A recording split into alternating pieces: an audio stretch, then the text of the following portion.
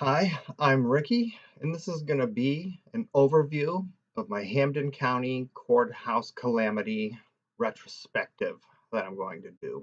I was arrested in 2013 for malicious damage to a motor vehicle. I was walking through a parking lot at Walmart, and I was struck by a woman racing through the parking lot.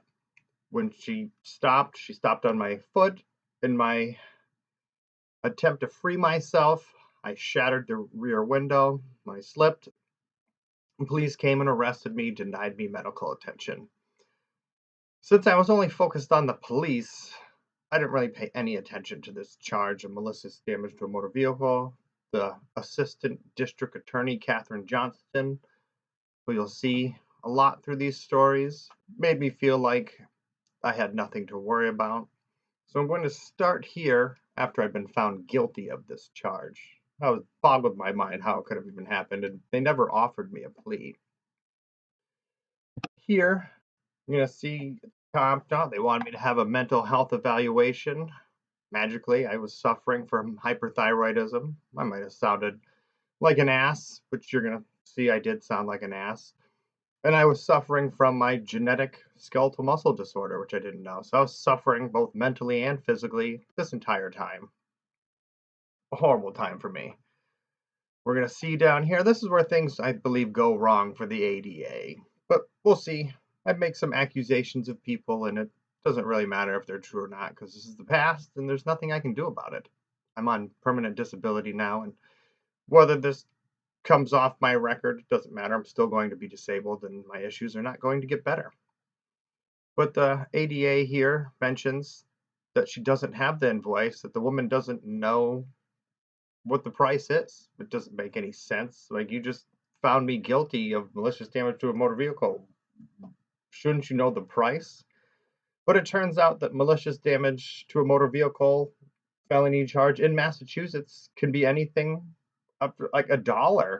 You could get mad, damage someone's tire cap, and they have to buy another dollar tire cap. So now you're a felon. If it happens 2 times, you can go to prison and pay like a $15,000 fine over a total of $2. So we see how nice that charge is. So we go on to the next tier. When I go back to court a week later after she had court, the ADA proudly states that this woman paid for this invoice out of her own pocket expense, $311.51. And that's why I want everybody to remember that. That's important. Unfortunately, I ruined it.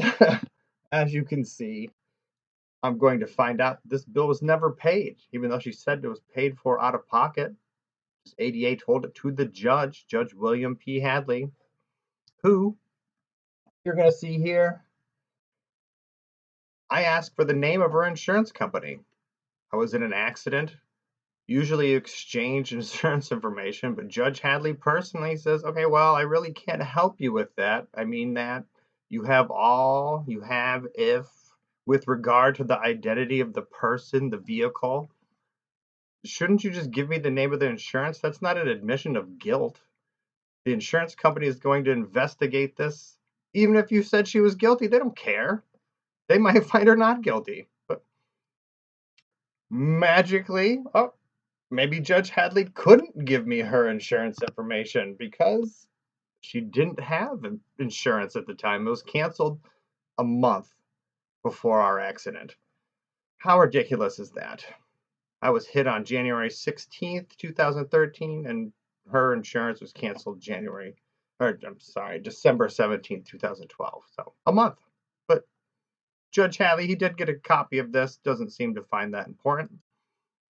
I'm also going to find out that it wasn't $311. It was $245.94. I'm like, come on. It's got the insurance company listed up here. The insurance company wasn't listed on the other receipt. You can go back and look at that if you want to yourself. And I got a statement from the manager at the company. This woman didn't return to pay for her invoice. Invoice was never paid for by insurance. No insurance coverage. She had no insurance. Everybody seems to know it.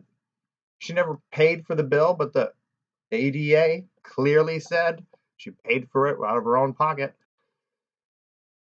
I'm gonna. This is just another copy of the receipt.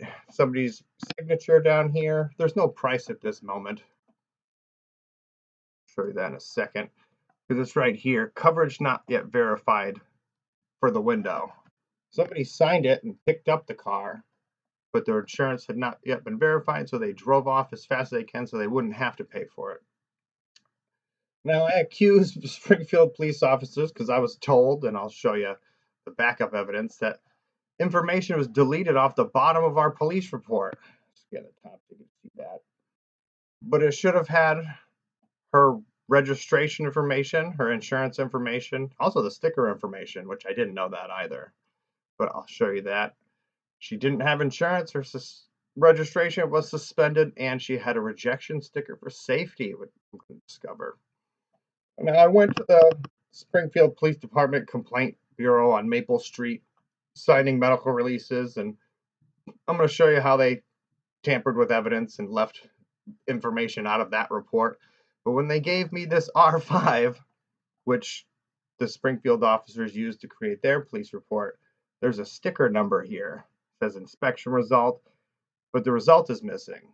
That's that failure for safety. Somebody who handed me this covered it up. But it shows her registration active non-renewable, which I'll be able to show you in a minute too, that she got her insurance reinstated days after the accident. But it gets better. So in my arrogance, I go back to court and I tell them this stuff, tell the judge that I had an appeals lawyer that doesn't deal with evidence that's been tampered with. That's what she said. I'd proven that evidence was tampered with in my case and nobody wanted to help me. When I told the judge, the ADA denied me a copy of that receipt because it had insurance information on it. He's like, hold on a second. You were told I denied your request? He never double checks, asks the ADA, hey, did you say this? Why did you say this?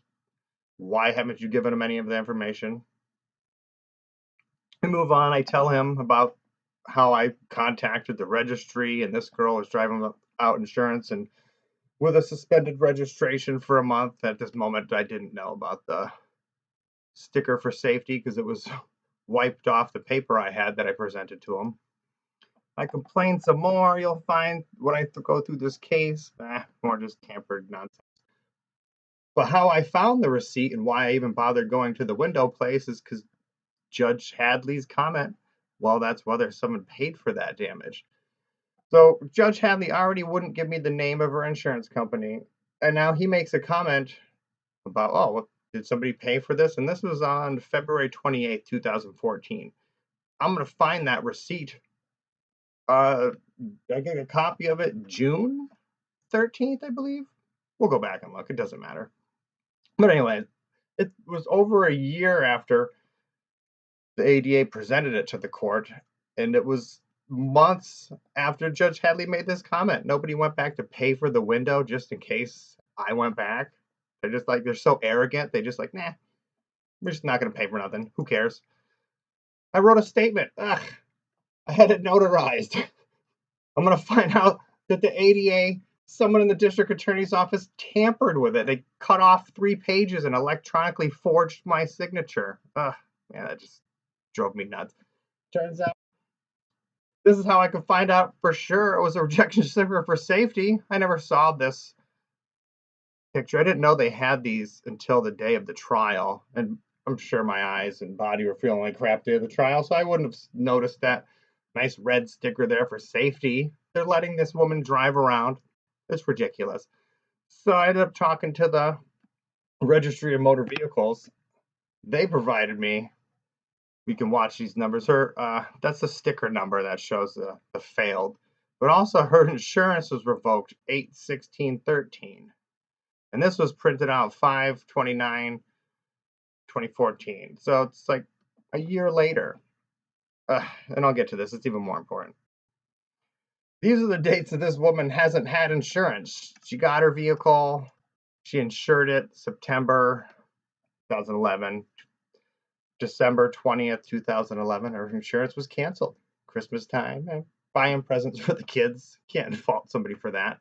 Now, 3 months later, she gets insurance. I was canceled in 9/14/12. And then she gets insurance. Up here, it's canceled again. That's that month before she hit me, and then it's instated. I was hit on the 16th. She got reinstated the 22nd. Then here it was canceled again 7/14, 13. Like how this girl just habitually drives without insurance. And even better, days after my accident, I gotta go back. This woman's license was suspended for not paying excise tax in Chicopee for 3 years in a row. So she has to take driving lessons. Yet I've seen this woman driving by my house left and right. Every day I saw this woman driving by my house, but they said she lived in Chicopee. It drove me absolutely bonkers. I go to the state police with this information. They show me the correct R5 report. Nothing was deleted off of it. Had all this woman's information. Even had the revoked insurance, the sticker failed that the Springfield police deleted off their report. But then I discovered too, I filed a harassment report against this girl and she was able to turn it around on me.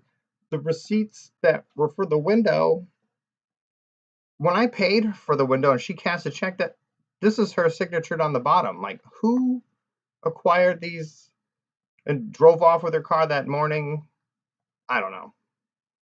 So it's one big giant mess. I don't know what to do about all this, but I'm going to talk about it and hopefully maybe one day clear my name or someone else can hopefully clear their name if they're dealing with the Commonwealth and have evidence is being tampered with. This ADA, Katherine Johnston, I would never trust her. You're going to find out she doesn't do any work. She says she doesn't do any leg work. She doesn't look into any cases. So how can you present fake evidence and lie right to a judge's face and have nothing happen about it? But we'll see in my story. I'll talk to you later.